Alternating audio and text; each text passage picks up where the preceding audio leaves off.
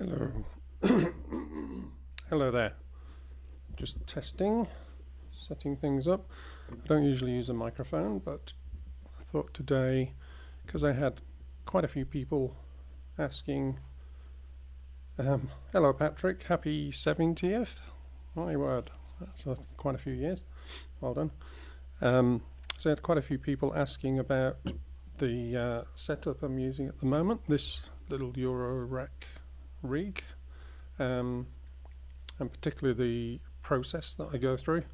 So I thought I'd do that for the first part of today, and then for the second part just do my normal Sunday jams. Hello Rasdin, how you doing? And because I'm on mic as well, if you've got any specific questions as I go through, just put them in the chat and I'll get round to them. But a bit of a cold. It's a pretty chilly Australian Sunday morning here. It's sunny, but it got down to about -1 last night, so it's pretty cold. It's just warming up at the moment. Anyway, I was going to go through, use my hands, I was going to go through mainly this rather complex Eurorack setup. It's not all the latest cutting edge modules from Make Noise and people like that. It's a pretty basic one, but I set it up specifically for my needs. So I'll be going through around the side here, which you can't see, are a couple of mixers, which is taking the feed from all of these and then into a secondary amplifier, which then feeds things like the camera and the and my headphones and things like that. I've got down the bottom here, this is, I call this my guest area, so I can have things like the MicroFreak, or I sometimes have the Electron Analog 4.2 and Hydrosynth and things like that. But today it's mostly this middle section. I can also zoom in a bit, I think, literally by moving the camera, so it's not ideal. Just to focus on this little section. I'll go through the sort of basic way I've configured this, and then we'll go through some sounds and such like. So I've actually got a this Doepfer, I think it's pronounced Doepfer, tell me if that's wrong, mini mixer here, so it allows me to have 4 inputs and then pan them in stereo, so that's really good for on-the-fly mixing.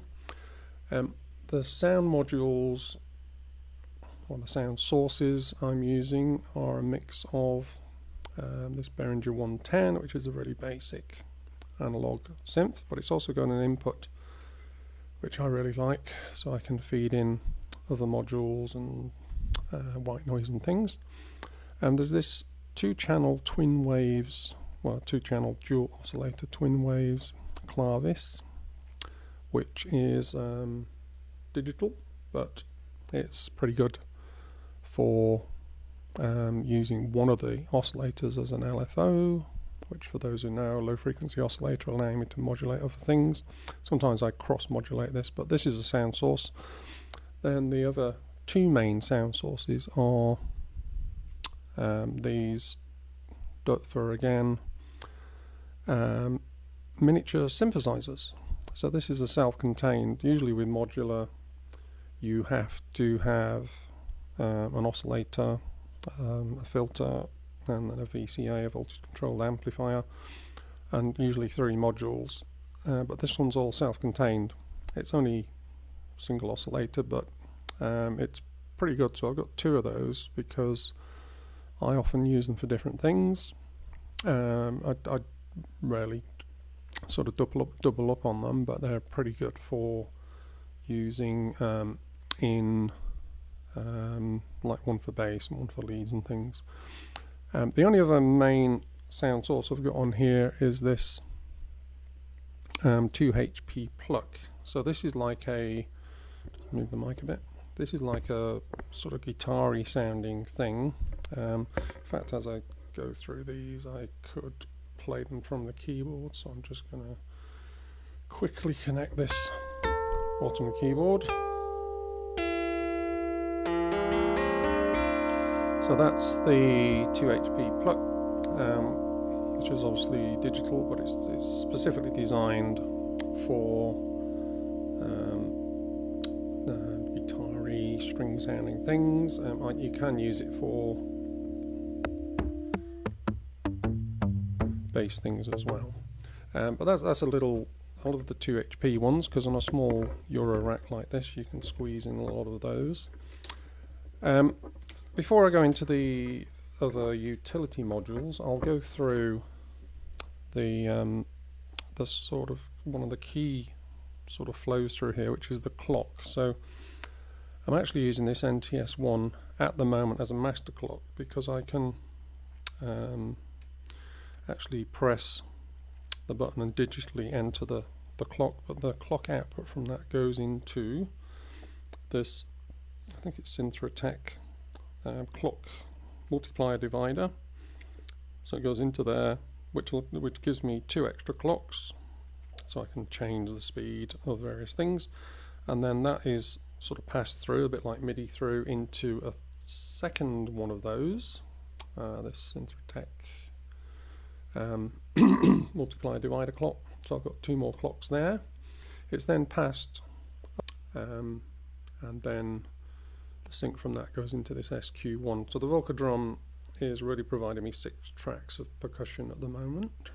I really haven't got room to have drum modules in this thing, so that's great just for having things like hi-hats and obviously kick drums and so on.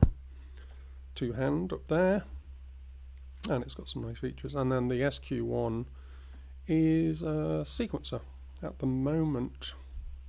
The reason I've got the SQ1 I explained, but at the moment that's routed, because it's got CV and gate out, and that's routed into this first A1116 synthesizer, and as you can see I've got ADSR, I've got filtering, and so on. Let's turn that down. You can see I've got this mixer setup on the left here. Zoom back in. There's mixer setup on the left. Go down a bit. There. 2 is that module, and channel 4 is the Pluck. Right. So the NTS1 is not really a Eurorack module. I've actually screwed some extra holes in, or made them wider, so I can actually mount it, so it's fully mounted onto the rack. As you can see me wobbling the camera, and I use this primarily for FX, so delay, reverb especially, which I can control just on the fly. So there's a ping delay, and reverb, just add reverb on the fly when I need to. At the moment the whole lot, including the Volca drums, going through here, so it's not ideal. I'd like to have reverb send, so I can control which modules and the drums if I need reverb, but just for the moment the whole thing's going through. Obviously I won't turn it on if I'm talking, because that would be very annoying. So that's effects, but it's also got a arpeggiator feature, which I occasionally use, and it's got its own waves, so it's a digital wave machine. I can have a whole bunch of different oscillators and waveforms, some different scales, different lengths of the arpeggiator, and different patterns and so on, and of course different oscillators as well. Triangle wave, square wave, little drony thing.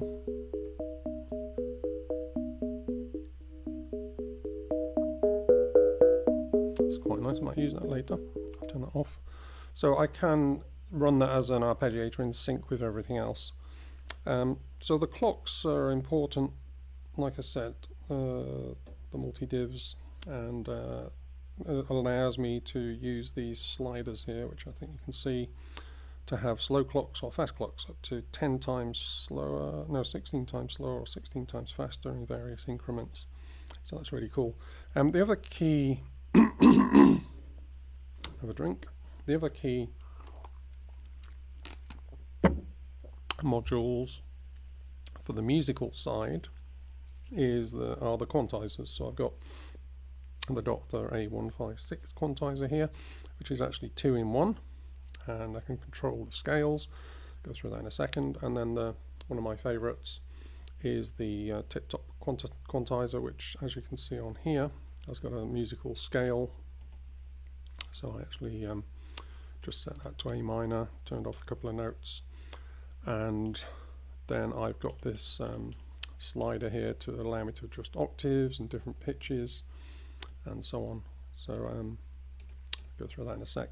So the reason we have quantizers is because the sequencers on here, particularly like this one, the Behringer 182, is non-quantized, and what that means is each of these little potentiometers here gives you a random pitch. In fact, I can show you that because time to do some demos. So if I just take the CV out of this, for example, and feed it into, say, this other mini synth, I need the gate as well, twice at the moment. Turn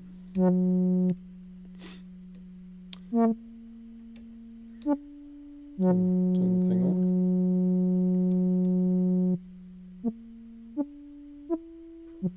So you can hear, not very musical. Let's just have a better sound.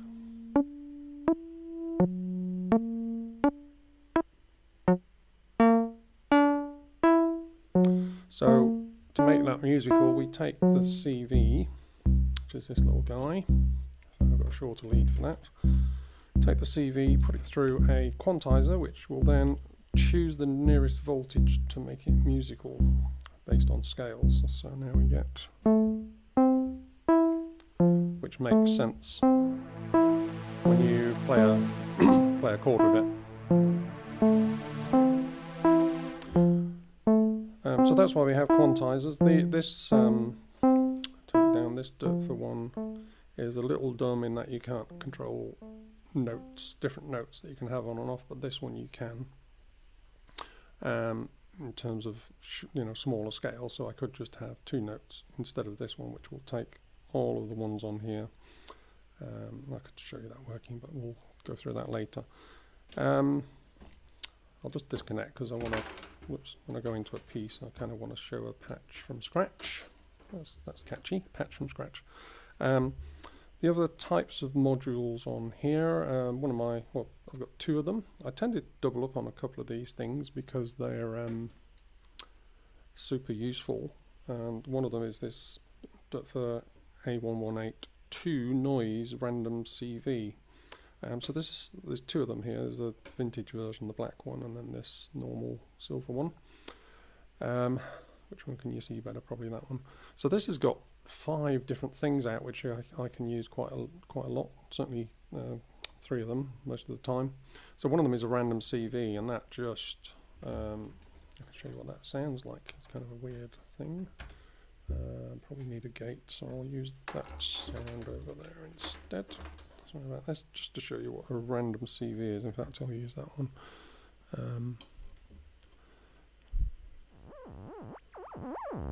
So I'm using this one here. So you've got a rate control.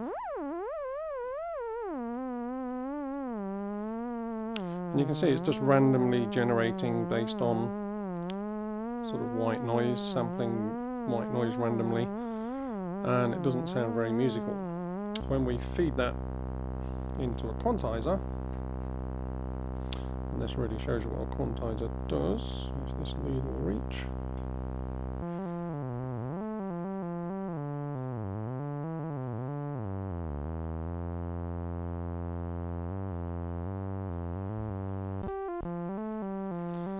So that's the same horrible thing we just heard, but it's going through a quantizer, turning it into something a bit more musical. Back to what I was talking about, which was this random noise thing. This has also got a white noise, which is fantastic for sort of that type of thing. I'm adjusting the filter here, but that's just generating white noise. It's also got coloured noise, which allows me to change the mix. So I've got different between blue and red. Red is a much more lower frequencies, and blue is the higher frequencies. So I can control the type of white noise. But the main reason I like these random CV modules is my voice loud enough? I'll turn it up a bit if that helps. Is because of the sample and hold thing. So it allows you to put a clock into these, and so let's put a basic clock in. So there's a clock into clock input, and then I can take a CV output, and it will generate via a quantizer something much more rhythmic, so you can keep it in time with things, versus the other random CV, which is not. So as let's just get this going.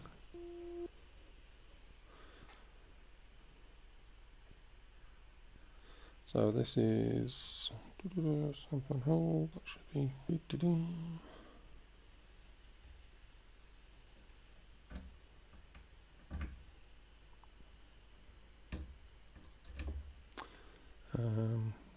Put this in the right place.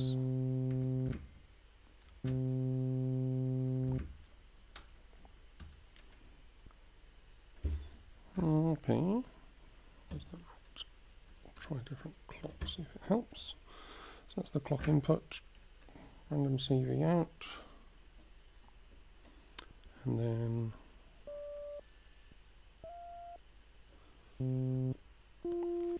okay. So based on this clock here, that triggers a random CV which then comes out to here. That's not particularly musical, that one.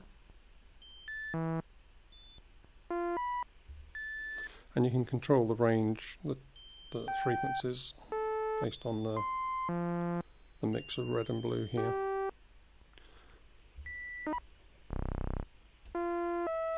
Doesn't sound very musical, but some reverb on.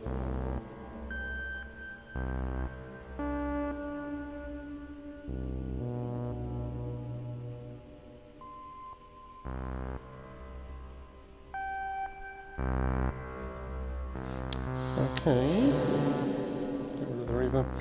So that's the random. In fact, I've got a great module. Yeah, what time are we doing? 20 minutes. So another 10 minutes of talk through, and then I'll go through some into a live patch. So the other type of random is something a bit more intelligent, and this is the 2HP Turing module, Turing machine, and this uses things like probability to create something a bit more musical. So it's got some not patterns built in, but it knows the relationship between notes and CVs, and to create something a bit more musical. Can I just demo that quickly? Probably just the output going into the synth there, and we need to trigger this from a clock. So we also need to send a gate into this. So what I do here is normally use these multipliers. I've got a couple of mults, they're called, which is like one in, multiple outs. It allows you to do things very simply, like take a clock output, put it into an input. That is now triggering, but also I can take another version of that clock and use it into the synthesizer. So we're now going from this Turing machine straight into that synthesizer here. Oops, wrong one.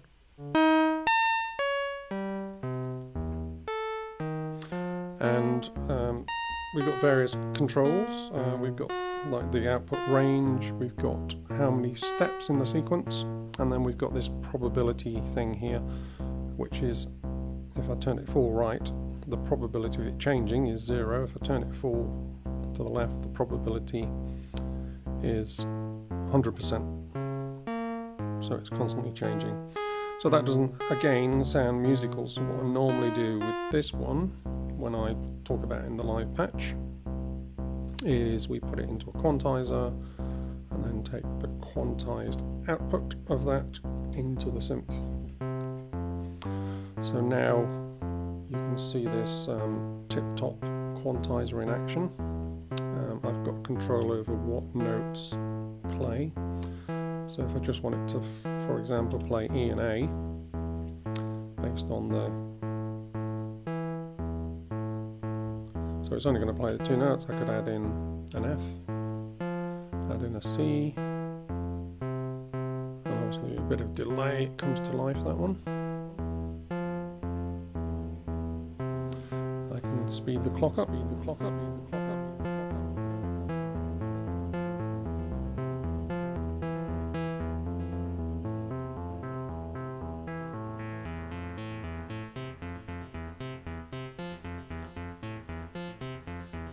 So the Turing machine, for example, the way I would use it, I can control the range if I want a wide range of tones.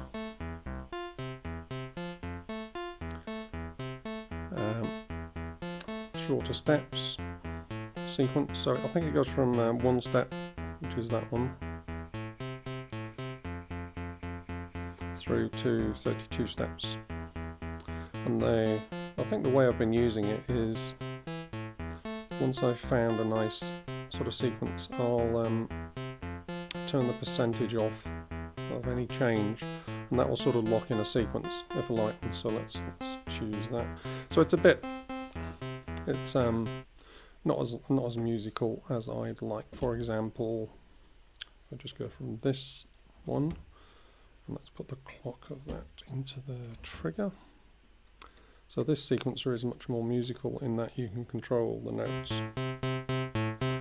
So 1 step, 2 step. This is the Behringer 182, and it's effectively 2 8-step sequencers, or 1 16, but I'm just using it as 2 8s at the moment.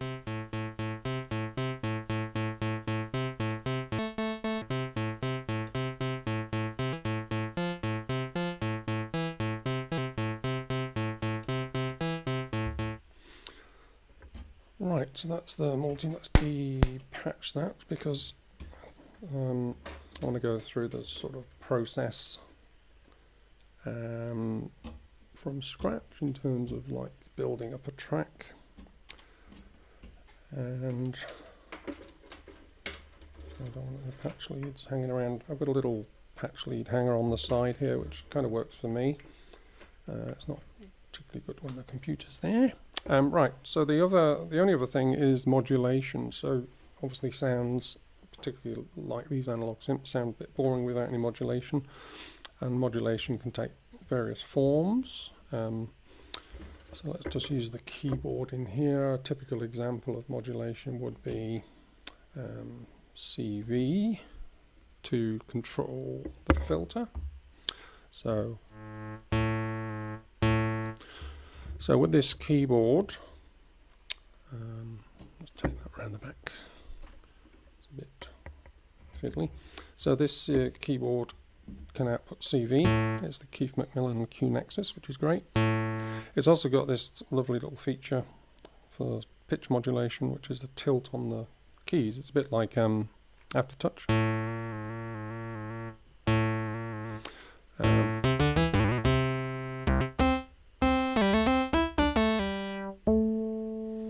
But the other types of modulation we want are often either random, so I could put a random CV from one of these random modules, for example, into the filter.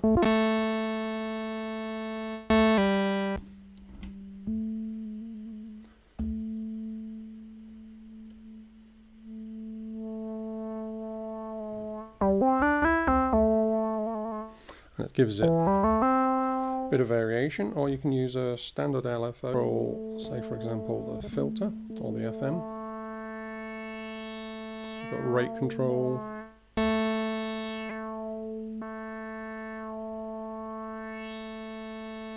There's also, I think I mentioned earlier, an LFO potential with both of these oscillators. Both of them can operate as a LFO.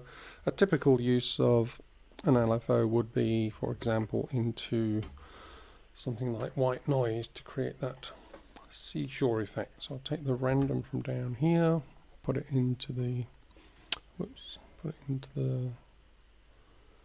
input of this top module. Short lead. Need a long one for this. So a bit of white noise. Put it into the input of this. So we get that. And now we've got that very traditional filter sweep being controlled by this LFO. Change the rate. And you can change the wave type of the LFO. And you can make something quite rhythmic if you wanted to, because you can also put a clock input into this LFO. Or what I generally use it for, it's a nice thing to start a piece with on a sine wave LFO. A bit of strings and a bit of reverb.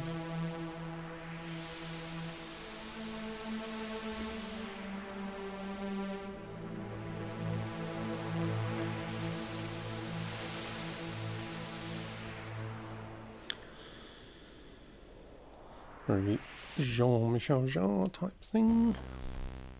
So I use that as an extra input as well. I don't know if you notice. So I've got the 4 channels here. I've got the Volca drum going into a stereo input on the side, and I've got 2 extra inputs here. One of them I'm using for this twin waves thing. So that's, I think I've covered literally all the modules. I don't think there's any power supplies. Are pretty boring. Multiples I've covered.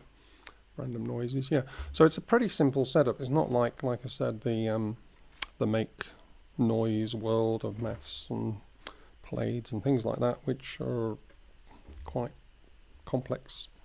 Well, a lot of musicality built in. This modular users probably would regard this as a beginner's system. Just had a cough. So let's go through the process, and what I'll do is I'll explain the process as I move forward. So imagine this is part 2 of 3. So part 2 is going to be me just setting up a patch, and then part 3 will be like a traditional performance. I'm just going to set my light going again. I've got a little light here which changes colour, just to provide some eye candy, because otherwise it's a bit boring.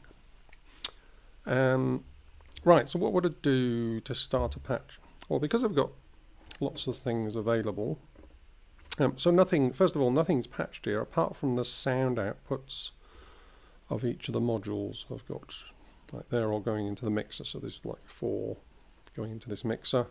I've got, I think, the output from this going into this synth, and then the keyboard going into this one. So that's where it's set at the moment. One thing I'd possibly do to start is to get a well, like I said, I could get the like that bit of a seashore thing going just for the start of the piece, seashore, but a modulated white noise just to provide some background while I set the patch up. I'm going to leave the reverb and delay off, because if I'm speaking and it sounds like this, it's going to be pretty hard to hear what I'm going on about. So I'll add those when I go into the performance section in a bit. So we've got that. It's actually being modulated already by this LFO, so that's cool.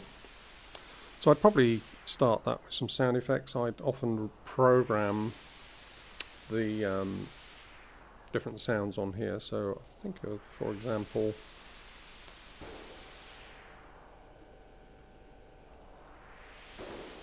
I've got this, so it might create something rhythmic or like a percussive sound on the Volca drum, but that's introducing a rhythm. I don't want to do that too early. So the first thing I want to do is actually something like a bit of a stringy sound, which is partially random or intelligent. So I'm going to use the Turing machine to control the string sound on that, just to create something, and then I can control the scale on here. So I'm going to use the TipTop quantizer. The output from that will feed into the Klavis dual oscillator, which needs an envelope control. So this is the fact I didn't explain on this one. This rather large one here, which is probably going to be replaced because it's too big, is an envelope generator, which I'm going to feed into. It's got, there's a clock there. So this clock is controlling the gate or the trigger for this envelope generator, which is then controlling this. So you can see I've turned that slow sweep into a triggered sweep, and I've got control over the envelope here. It also allows me to control the output from this oscillator, which is playing one note at the moment, into here. So I just need to then trigger the Turing module to create some bit of a clock. I'm going to use mult for this. I'm using the multiple from this clock over here, and I'm going to use one of them to trigger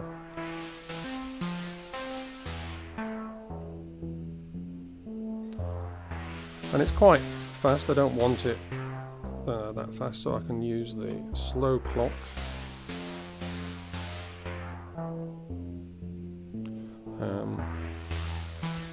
The slow clock on here to control the gate and the Turing machine. So this is changing the gate as well. So that's the clock speed up here. And it allows me to now have control of the length between notes and also the pitch on here. So if, for example, I have lots of F's and A's,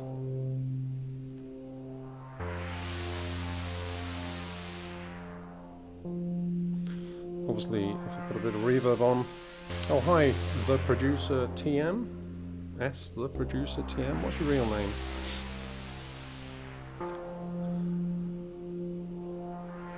And I can change the attack as well of that string sound, so that's going to provide a nice bed for this piece. And I've got control of the filter and the resonance over here of both the white noise and the string sound. So that's literally one sound on the mixer. I've got pan control, so I can pan that right or left, and obviously in the reverb field it starts to make a bit more sense.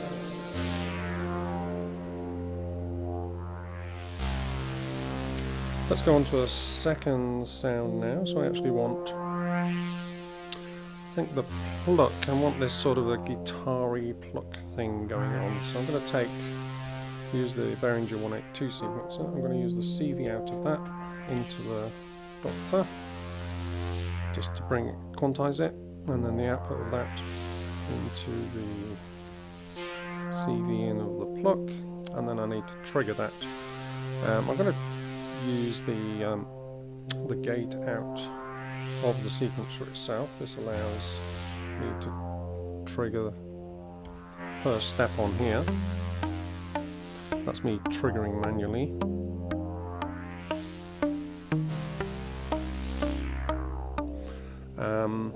But I'm going to obviously clock that. That's one of the reasons for having lots of clocks, is to be able to control like the polymeter of a piece, having different it starts with an SD. Okay, don't know what that means, the producer TM. So this clock is going to control the speed of this.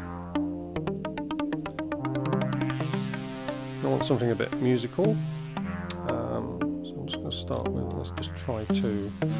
And I can control the decay and the dampening effect on the Pluck.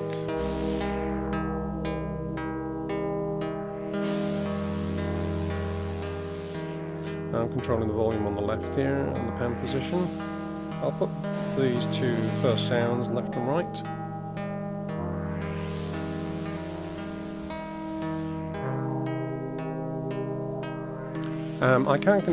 There's an input for the decay and the dampening, so I can put a modulation in there if I wanted to vary the type of thing on the Pluck, but I'll just use that for now.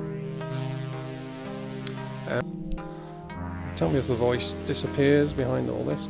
Now I've got 2 sounds going, which I can mix in and out, of course, and I can also mix, well, just go back to the white noise with the Pluck.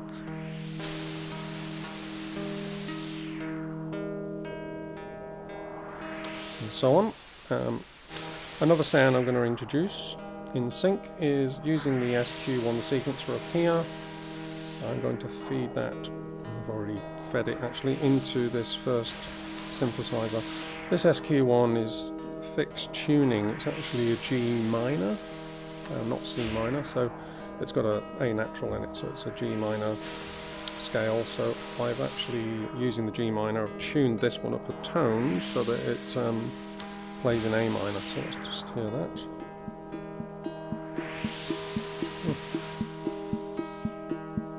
And it's in sync.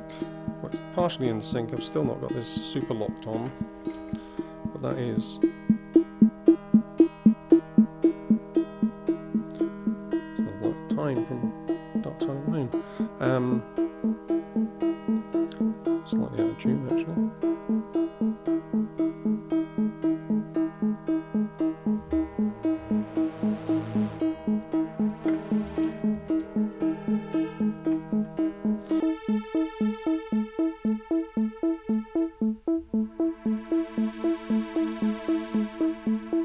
I normally use a tuner, one of these things, but I can do this by ear. Notice the Pluck was slightly out of tune as well, so we'll fix that one.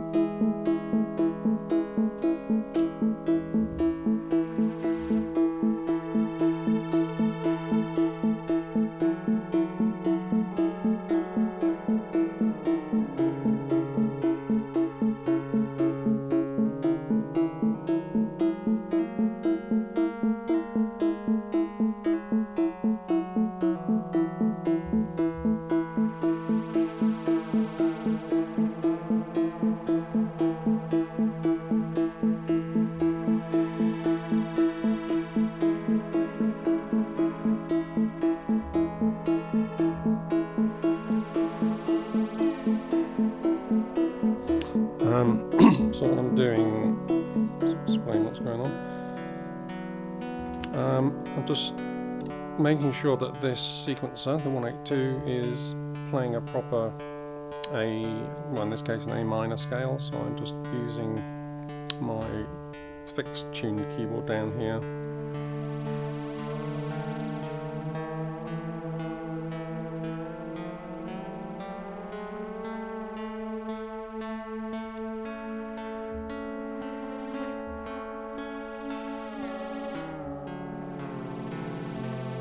So I'm making sure this is a single note here is an A.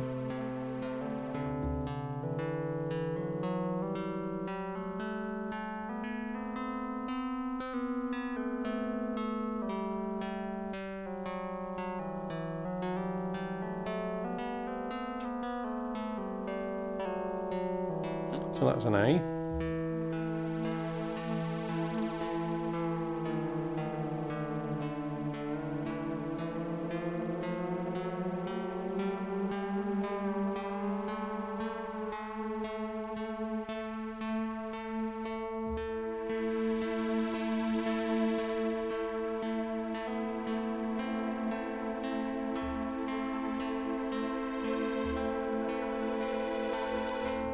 Okay, that'll do. That should mean everything else is in tune with that.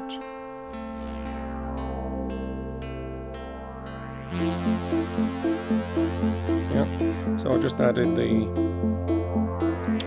Klavis stringy sounds, which has been partially intelligently random from the Turing machine, and then this guy over here leads out of the way of the keyboard, which is the QuNexus playing live into the second miniature synth.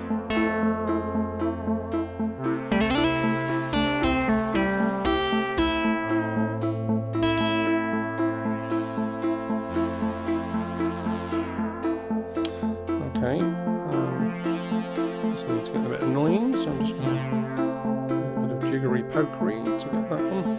One of the things I'm finding with Modular is, at first all these leads sort of really got in the way of what I was doing, and I tried to put the modules in a way that made less patch complexity, because finding my way through these was a bit weird at first, but I've sort of got partially used to it now, having to dig in to find things. I've seen some people's modular setups which are just crazy ridiculous. So that is the sort of setting up the sounds. We've also got the drum machine, so we'll just check everything is roughly in sync.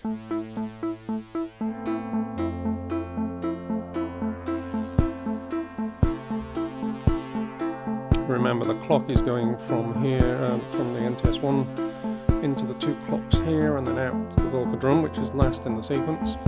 And I've been finding it's keeping more or less in tune. And then we've got this sort of live keyboard here.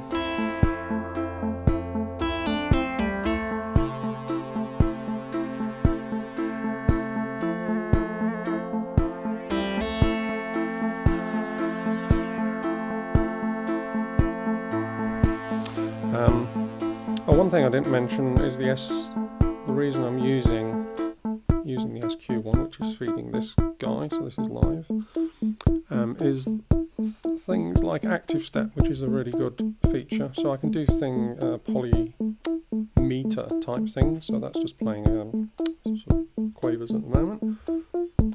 So I can go into 3, let's put a bit of delay on it, it really brings it to life. I can go into 4. And 5, and change the notes.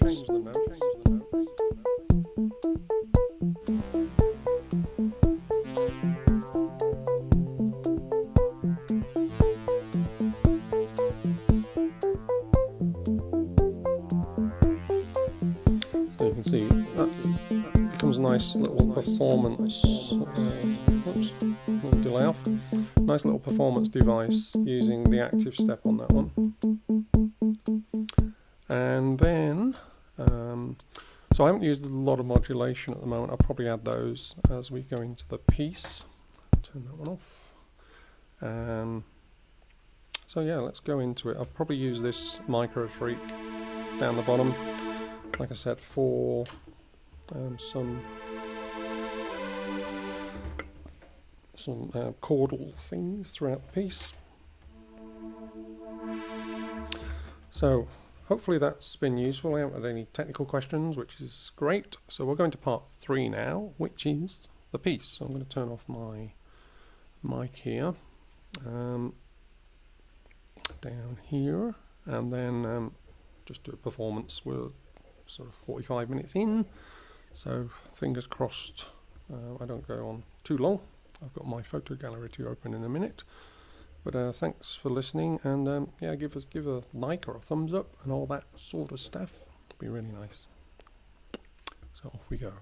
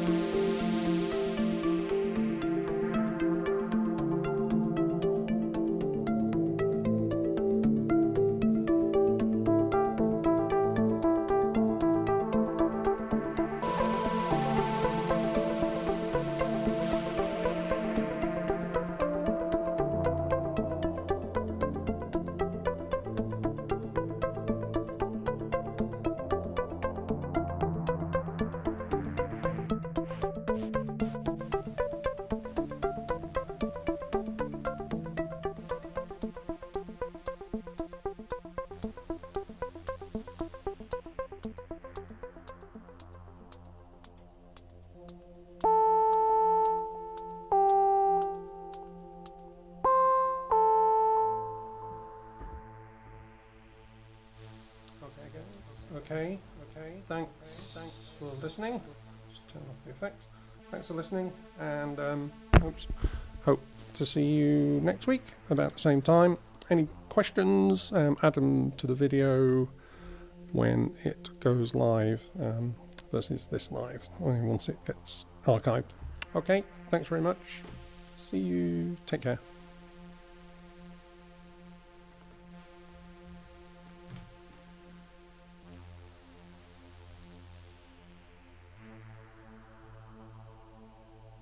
Thank you, Laurel.